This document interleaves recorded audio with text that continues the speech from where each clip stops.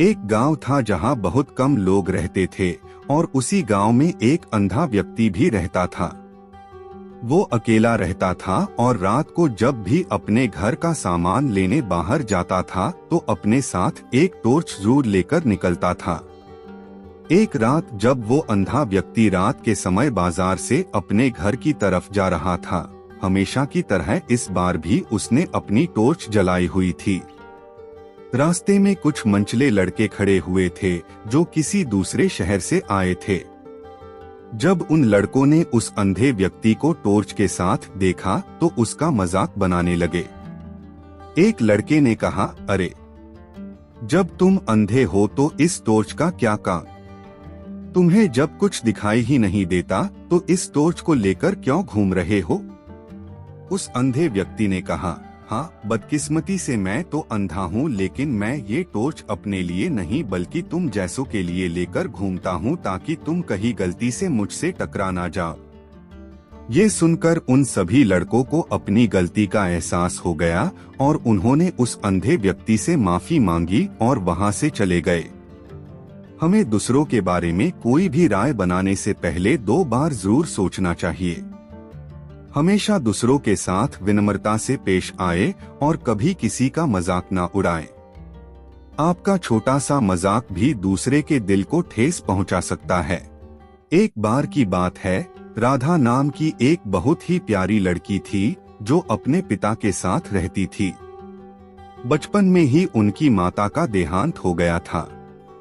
वह घर का काम करती थी और फिर कॉलेज जाती थी।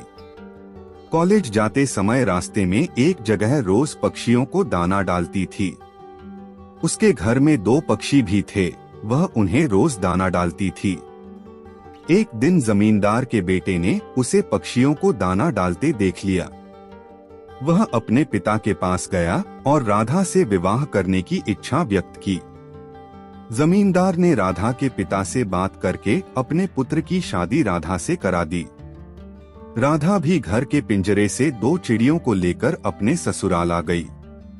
वह प्रतिदिन उन पक्षियों को दाना डालती थी। राधा की सास को यह बिल्कुल पसंद नहीं था। वह उन पक्षियों को परेशान करती थी।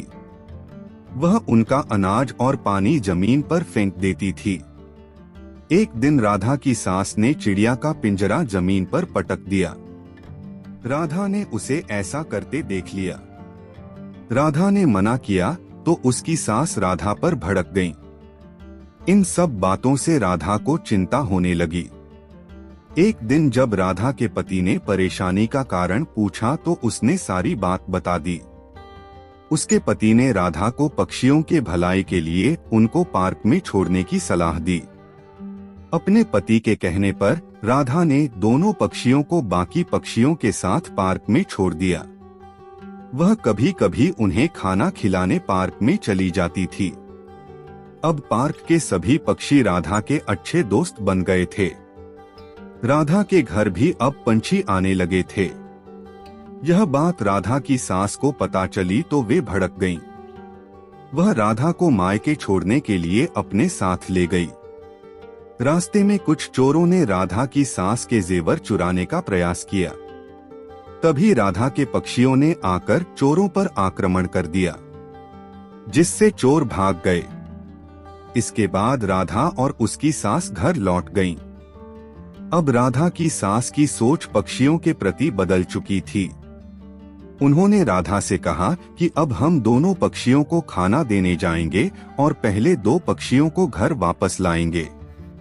यह सुनकर राधा बहुत खुश हुई और वे दोनों पक्षियों के साथ बड़े आनंद से अपना जीवन व्यतीत करने लगी।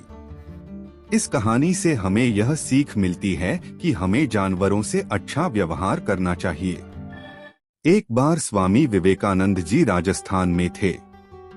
जब लोगों को उनके बारे में पता चला तो लोग उनके पास जाने लगे। स्वामी जी सबके प्रश्नों का उत्तर दे रहे थे जो उनके पास आ रहे थे। इस प्रकार 2 दिन और रात बीत गए। स्वामी विवेकानंद जी लोगों से आध्यात्मिक बातों की चर्चा में इतने मग्न थे कि उन्होंने पानी पीने के लिए भी अवकाश नहीं लिया। सबके चले जाने के बाद एक गरीब आदमी उनके पास आया और बोला, स्वामी जी, मैंने पिछले 2 दिनों से आपको सभी को उत्तर देते हुए देखा है, लेकिन आपने पानी की एक बूंद भी नहीं ली है। इससे मुझे बड़ी पीड़ा हुई है। तब स्वामी जी ने महसूस किया कि भगवान गरीब आदमी के रूप में उनके सामने प्रकट हुए हैं। स्वामी जी ने उस गरीब आदमी से कहा, क्या आप मुझे कुछ खाने को देंगे? बेचारा आदमी पेशे से मोची था। उसने कहा, मैं आपके लिए रोटी लाना चाहता हूँ, लेकिन मैं एक नीची जाति का हूँ। स्वामी जी ने उत्तर दिया, कोई बात नहीं, आप जो कुछ भी लाएंगे मुझे खाकर खुशी होगी। लेकिन उस आदमी को डर था कि तपस्वी को भजन देने के लिए ऊंची जाति के लोग उसे सजा दे सकते हैं। वह स्वामी जी की सेवा करना चाहता था और जल्दी से घर चला गया और कुछ रोटी लेकर वापस आ गया। स्वामी जी ने उस रोटी को खाया और गरीब आदमी को धन्यवाद दिया। इसी बीच कुछ उच्च जाति के लोगों ने देखा। वे स्वामी जी के पास गए और कहा, उस भोजन को स्वीकार करना आपके लिए गलत था। स्वामी जी ने धीरज से उनकी बात सुनी और कहा, आप लोगों ने पिछले 2 दिनों से बिना किसी राहत के मुझसे बात की थी, लेकिन आप लोगों ने मुझसे पूछा भी नहीं कि मैंने कोई भोजन और आराम किया है या नहीं। आप दावा कर रहे हैं कि आप सज्जन व्यक्ति हैं और आप उच्च जाति के हैं। इससे ज्यादा शर्मनाक यह है कि आप इस व्यक्ति की नीच जाति होने की निंदा करते हैं। सज्जन उनके व्यवहार से लज्जित थे। हमें किसी भी नीच जाति की निंदा नहीं करनी चाहिए, क्योंकि हम सब भगवान की संतान हैं और सब एक है। आज से बहुत पुरानी बात है। आज की तरह उस समय वायुयान, रेल और मोटरें नहीं थी। लोग या तो घोड़ों से यात्रा करते थे या फिर पैदल चलते थे। उस समय गर्मी के दिन थे। एक घुड़सवार घोड़ा दौड़ाए चला जा रहा था। उसे बहुत ही जोरों की प्यास लगी थी और वह पानी की खोज में था। बहुत देर से पानी नहीं मिलने के कारण वह घबरा रहा था। कुछ दूर पर एक बस्ती दिखी। वहां कुएं पर पनिहारिनें पानी भर रही थीं। घुड़सवार घोड़ा से उतरा।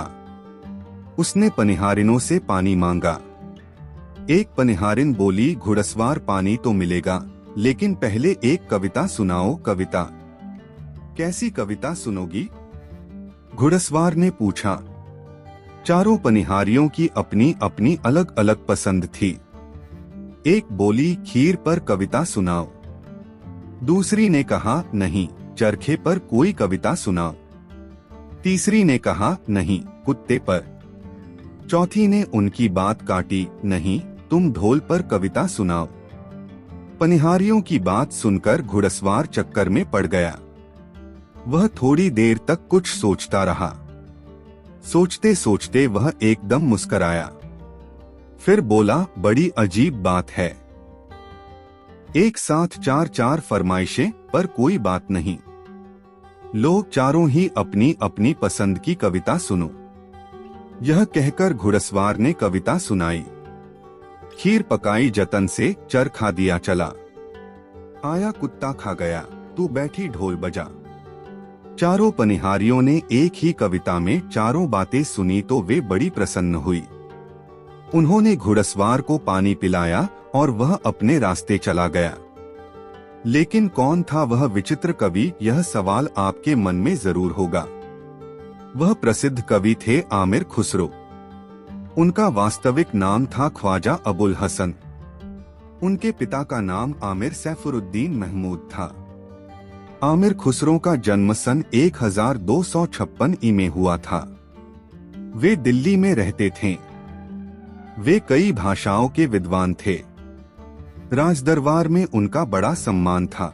एक गांव में आर्यन नाम का विद्यार्थी था। आर्यन की आंखों में अपने सपनों को सच करने की चमक थी। साथ ही आर्यन शिक्षा के महत्व को भी समझता था।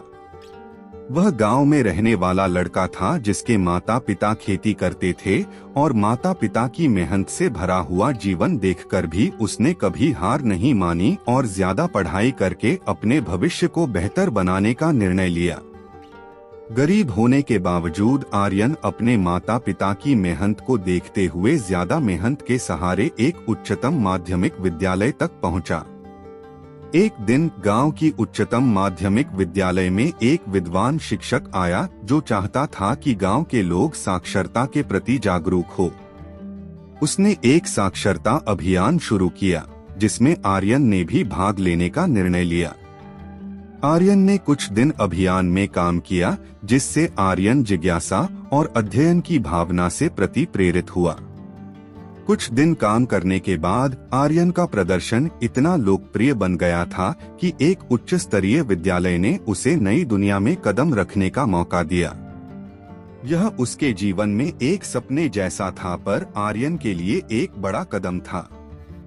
आर्यन का दाखिला शहर की बड़ी स्कूल में हुआ जहां आर्यन ने नए मित्र बनाए और उनके साथ अपने सपनों की ओर बढ़ते हुए पढ़ाई के प्रति अपनी मेहनत जारी रखी और स्कूल में अच्छे मार्क्स भी ले आया।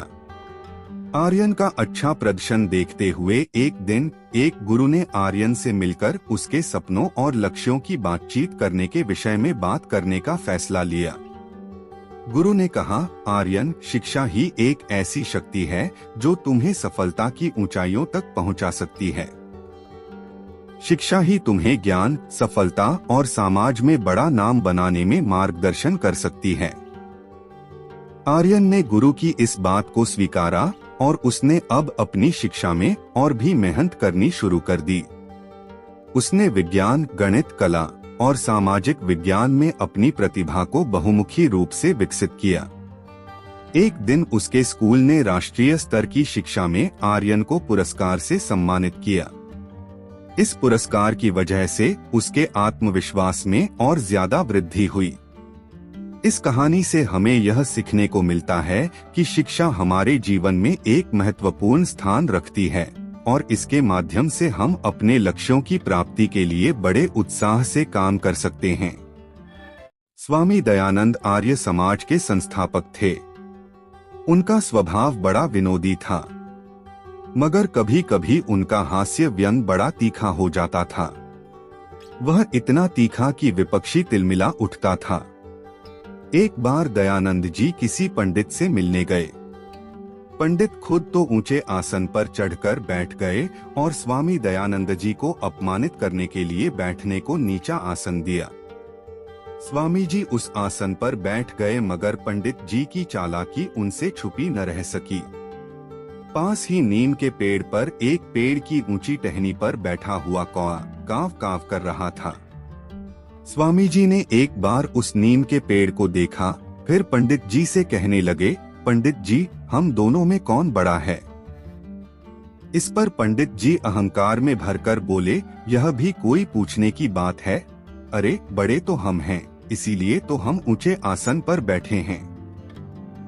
दयानंद जी ने तुरंत बात काटी, पंडित जी, हम दोनों से बड़ा वह कौआ है जो नीम के पेड़ के ऊंची टहनी पर बैठा है। आपके कहने के अनुसार ऊंचे आसन पर बैठने वाला ही बड़ा होता है, तो इस समय वह कौआ ही सबसे ऊंचे आसन पर बैठा है न? फिर क्या था? पंडित जी दयानंद जी की बात सुनकर खिसिया गए और खुद को लज्जित अनुभव करने लगे। मगर जो लोग यह सुन रहे थे वे ठहाका लगाकर हंसने लगे।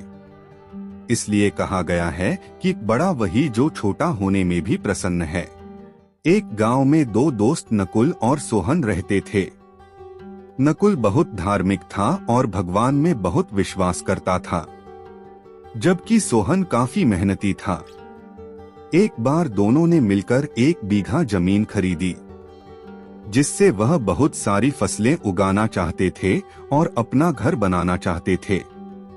सोहन खेत में बहुत मेहनत करता था, लेकिन नकुल ने कोई काम नहीं किया और मंदिर जाकर अच्छी फसल के लिए भगवान से प्रार्थना की। ऐसे ही समय बीत गया। कुछ समय बाद खेत की फसल पककर तैयार हो गई, जिसे दोनों ने बाजार ले जाकर बेच दिया और उन्हें अच्छे पैसे मिले। घर आकर सोहन ने नकुल से कहा कि इस पैसे में से मुझे अधिक हिस्सा मिलेगा क्योंकि मैंने खेत में बहुत मेहनत की है। यह सुनकर नकुल ने कहा, नहीं, मुझे तुमसे अधिक धन का हिस्सा मिलना चाहिए क्योंकि मैंने भगवान से प्रार्थना की तभी हमें अच्छी फसल मिली। ईश्वर के बिना कुछ भी संभव नहीं है। जब दोनों आपस में यह बात नहीं सुलझा पाए तो दोनों पैसे बांटने के लिए गांव के मुखिया के पास गए। उन दोनों की बात सुनकर मुखिया ने उनमें से प्रत्येक को चावल की एक बोरी दी जिसमें कंकड़ मिलाए गए थे। मुखिया ने कहा कि कल सुबह तक तुम दोनों को इसमें से चावल और कंकड़ अलग करना है, फिर मैं तय करूंगा कि इस पैसे का अधिक हिस्सा किसे मिलना चाहिए। दोनों चावल की बोरी लेकर अपने घर चले गए। सोहन रात भर जागकर चावल और कंकड़ अलग करता रहा, लेकिन नकुल चावल की बोरी लेकर मंदिर गया और भगवान से चावल से कंकड़ अलग करने की प्रार्थना की। अगली सुबह सोहन उतने चावल और कंकड़ अलग अलग करके मुखिया के पास गया। मुखिया यह देखकर प्रसन्न हुए। नकुल वही बोरा लेकर मुखिया के पास गया। मुखिया ने नकुल से कहा कि दिखाओ कि तुमने कितने चावल साफ किए हैं। नकुल ने कहा कि मुझे भगवान पर पूरा भरोसा है कि सारे चावल साफ हो गए होंगे। बोरी खोली तो चावल और कंकड़ एक ही थे। जमींदार ने नकुल से कहा कि भगवान भी तभी मदद करते हैं जब तुम मेहनत करते हो। जमींदार ने अधिकांश धन सोहन को दे दिया। इसके बाद नकुल भी सोहन की तरह खेत में मेहनत करने लगा और इस बार उसकी फसल पहले से अच्छी हुई। यह कहानी हमें सिखाती है कि हमें कभी भी भगवान के भरोसे नहीं रहना चाहिए। हमें सफलता प्राप्त करने के लिए कड़ी मेहनत करनी चाहिए। एक गांव में रामलाल नाम का एक किसान अपनी पत्नी और 4 लड़कों के साथ रहता था। रामलाल खेतों में मजदूरी कर परिवार का भरण पोषण करता था, लेकिन उसके चारों लड़के आलसी थे, जो गांव में इधर उधर घूमते रहते थे। एक दिन रामलाल ने अपनी पत्नी से कहा कि इस समय मैं खेतों में काम कर रहा हूं, लेकिन मेरे बाद इन लड़कों का क्या होगा? उन्होंने कभी कोई प्रयास ही नहीं किया, वह कभी खेत भी नहीं गए। रामलाल की पत्नी ने कहा कि धीरे धीरे ये भी काम करने लगेंगे। समय बीतता गया और रामलाल के लड़कों ने कोई काम नहीं किया। एक बार रामलाल बहुत बीमार पड़ गए। वह कई दिनों तक बीमार रहे। उसने अपनी पत्नी से चारों लड़कों को बुलाकर लाने को कहा। उसकी पत्नी चारों लड़कों को बुलाकर ले आई। रामलाल ने कहा कि लगता है अब ज्यादा दिन जिंदा नहीं रहूंगा। रामलाल को इस बात की चिंता सता रही थी कि उसके जाने के बाद उसके बेटों का क्या होगा। इसलिए उसने कहा, बेटों, मैंने अपने जीवन में जो कुछ भी कमाया है वह खजाना मेरे खेतों के नीचे दबा हुआ है। मेरे बाद तुम उसमें से खजाना निकालकर आपस में बांट लेना। यह सुनकर चारों लड़के खुश हो गए। कुछ समय बाद रामलाल की मौत हो गई। रामलाल की मौत के कुछ दिन बाद उसके बेटे खेत में दबा खजाना निकालने गए। लड़कों ने सुबह से शाम तक पूरे खेत की खुदाई की, लेकिन उन्हें कोई खजाना नजर नहीं आया। लड़कों ने घर आकर अपनी मां को बताया कि पिताजी ने हमसे झूठ बोला है, हमें उस खेत में कोई खजाना नहीं मिला। उनकी मां ने बताया कि तुम्हारे पिता ने अपने जीवन में सिर्फ यही घर और खेत कमाया है, किंतु अब तुमने खेत को खोदा है तो उसमें बीज बो। इसके बाद लड़कों ने बीज बोया और मां के अनुरोध के अनुसार उसमें पानी देते रहे। कुछ समय बाद फसल पककर तैयार हो गई, जिसे बेचकर लड़कों ने अच्छा मुनाफा कमाया, जिससे वह अपनी मां के पास पहुंचे। मां ने कहा कि तुम्हारी मेहनत ही असली खजाना है, यही तुम्हारे पिता तुम्हें समझाना चाहते थे। हमें आलस्य को त्याग कर मेहनत करना चाहिए। मेहनत ही इंसान की असली दौलत है। राहुल अपनी पत्नी सीमा और अपनी मां के साथ रहता था। गर्मी की छुट्टियों में राहुल के चाचा चाची बेटे सोनू के साथ उनके घर रहने आए थे। घर आते ही चाचा ने राहुल से कहा कि यहाँ बहुत गर्मी है, क्या घर में एसी नहीं है? राहुल की मां ने कहा, भाई अभी कुछ दिन पहले राहुल ने अपने कमरे में एसी लगाई थी। यह सुनकर चाचा जी ने अपने बेटे से कहा कि वह सारा सामान राहुल के कमरे में ले जा। राहुल और उनकी पत्नी सीमा चुप रहे क्योंकि उन्हें लगा कि यह केवल कुछ दिनों की बात है। इस तरह चाचा चाची को राहुल के घर पर रहने में 1 महीना बीत गया। राहुल ने अपनी मां से पूछा कि चाचा चाची कब जाने वाले हैं, कब तक हम इस तरह हॉल में सोते हुए अपना जीवन व्यतीत करेंगे? राहुल की मां बोली, बेटा यह तो नातेदारी की बात है, हम तो कुछ कह भी नहीं सकते। राहुल की पत्नी सीमा ने कहा कि सब ठीक है, लेकिन उनका छोटा बेटा सोनू दिन भर घर में हंगामा करता रहता है। कल उसने हमारे नए सोफे को बुरी तरह नष्ट कर दिया। राहुल ने अपनी पत्नी से कहा कि तुम सोनू को ऐसा करने से क्यों नहीं रोकते? सीमा ने कहा कि जब से चाचा चाची आए हैं कुछ न कुछ खाने की मांग करते रहते हैं, जिसके लिए मैं और सासू माँ सारा दिन किचन में बिताते हैं। राहुल ने कहा कि मैं अभी जाऊंगा और चाचा से पूछूंगा कि आखिर कब जाएंगे। बात करते करते राहुल ने चाचा को बताया कि 1 महीना हो गया है, आपकी नौकरी की छुट्टियां समाप्त हो गई होंगी, है ना? चाचा ने कहा, राहुल मैंने कब की नौकरी छोड़ दी है, अब मैं बिजनेस करता हूँ और अब इस शहर में भी कुछ बिजनेस खोलने की सोच रहा हूँ।